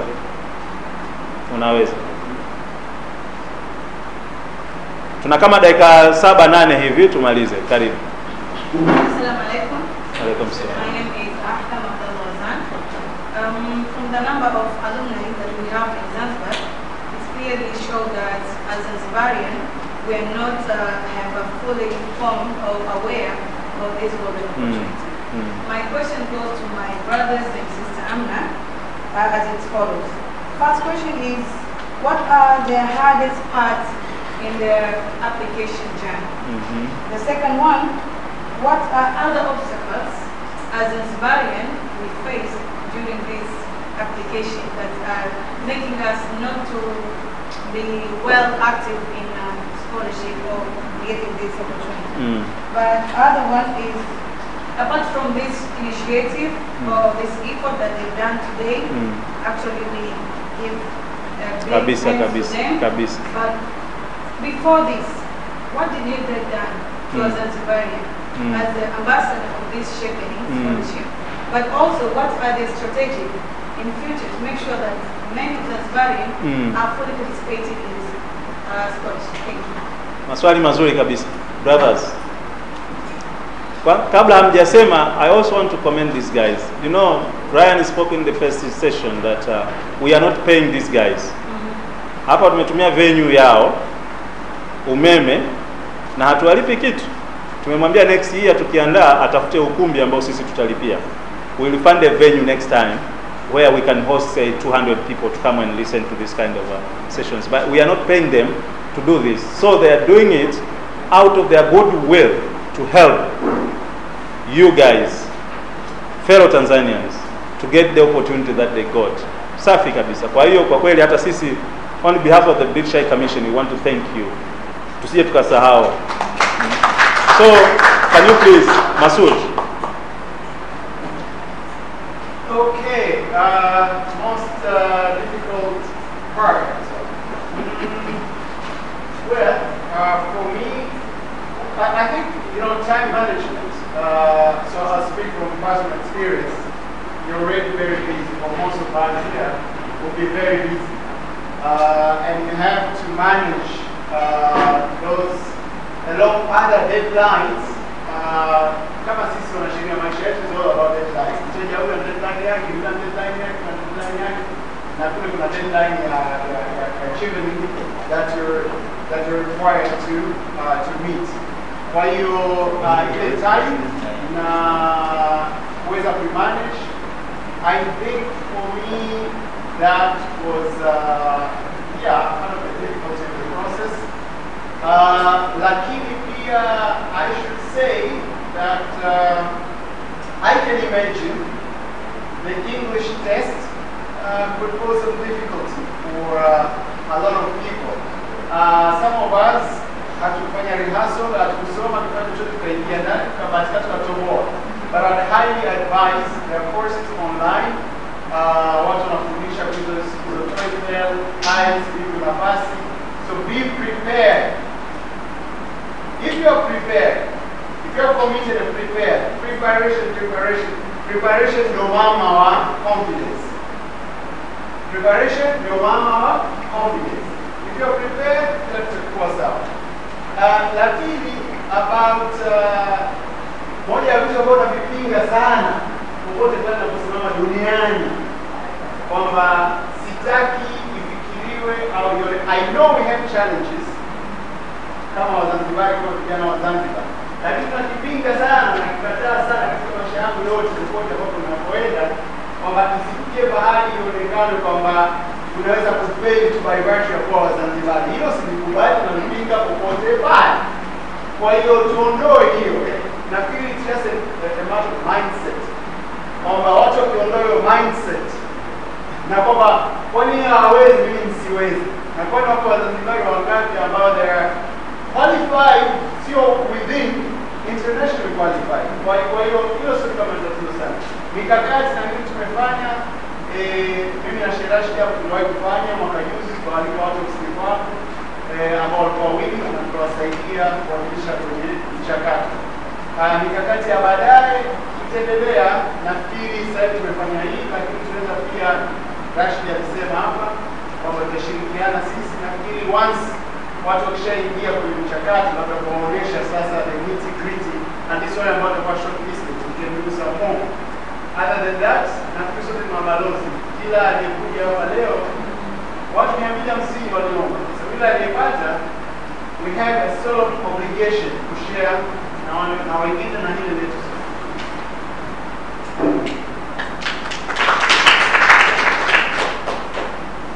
Whatever I'm going to say now is going to be a repetition of exactly what Masomo says. For me, the biggest challenge was time management and of course research. And learn those the kind of work I do all over and so quickly. So it was like starting university before university. It took a lot of time, but yeah, it was accomplished. In terms of what I did when I graduated, I just got back to industry. So yes, this is my first commitment to shepherding and doing myself as a business. The same. We're going to repeat the same thing. So there's this quote saying that procrastination is the enemy of progress. I don't know who said that, but time management is very, very important. You do not want to start today and finish like once you start your vacation plan, then wait 3 weeks to start it again. No. You start today, make sure that you have a look at it at least every single day for 5 minutes. Make sure you put time in your vacation. Do that. And in terms of what I have done, okay, so like I said, that I'm the first one. So I've done this immediately after I came back. I made sure that I had at least 3 hours line, minimum 3. But this is the first one that we did this big event. And hopefully next year it's going to be bigger, much bigger than this. We're going to have a bigger event. And then, like he said that we had 250 people. So you are chosen from 250 people of people. So you are lucky enough to be here. But the next session, if it's going to be possible, we're going to make sure that we manage to have all of them in a single room, and then we'll see what we can do from there. Asante sana. So unasikia, itakuwa swali la mwisho. Unasikia, unapaswa unaregister. Kwa hiyo soma swali moja linataka nini, nenda kafanye huko, kafanye hilo swali, mpe mtu edit hivyo, alafu kija kuingiza pale linakuwa liko sawa sawa. Sawa?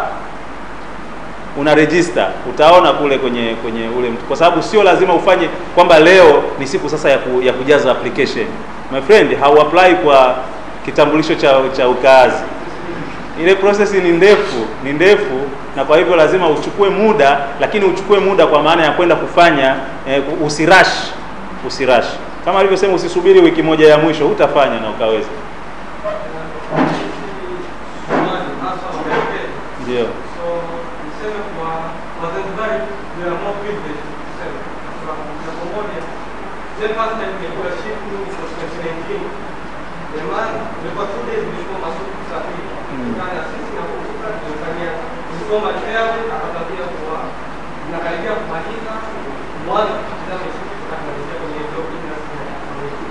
Na niseme kuna privilege kwa sababu kwanza social media ni washauri wenzangu tumieni Twitter sana, na Carlos mara nyingi she posts Twitter space. Ndio.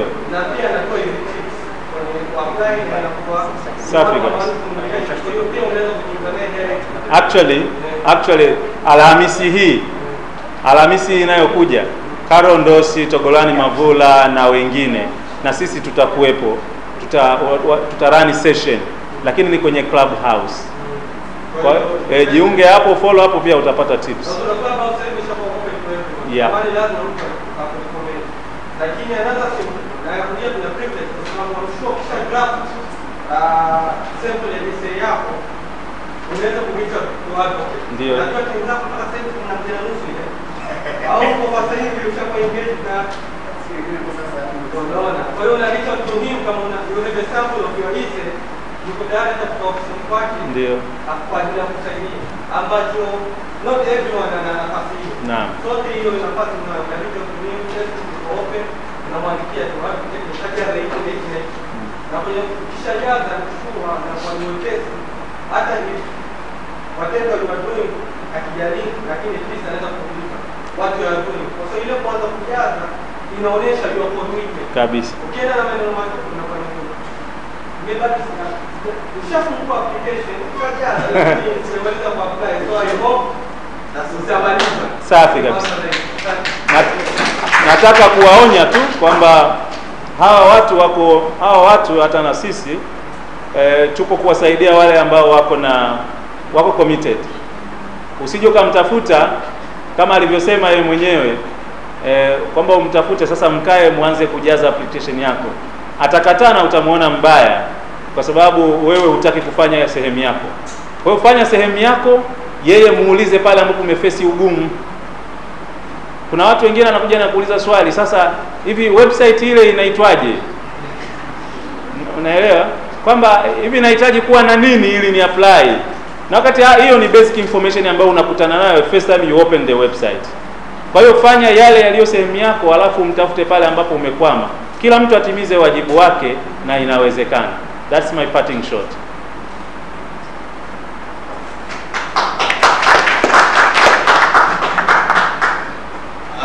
Asanteni sana. Tuwapigeni makofi tena. On behalf of Q, I want to say thank to all of you, and you are welcome anytime you're here. And jamani, asanteni sana nyie kwa ujio wenu. Hakikisheni each and every one of you, when you live here, you start your application. At least that's going to be a minimum to know that what we did, our time we spent was worth it. Okay, so when you live here, start your application. Go to chevening.org, start your application there. Okay, Asanteni sana. We have an attendance for those who have not signed it. Please do. Rashid, where is it? The attendance.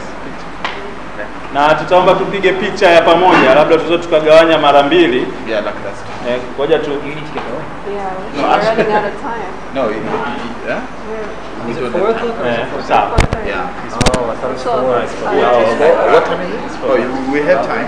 Okay, I thought, yeah. Oh, yeah. I was panicking for no reason. Okay, tutapiga picha pamoja. Yeah, it won't take 10 minutes.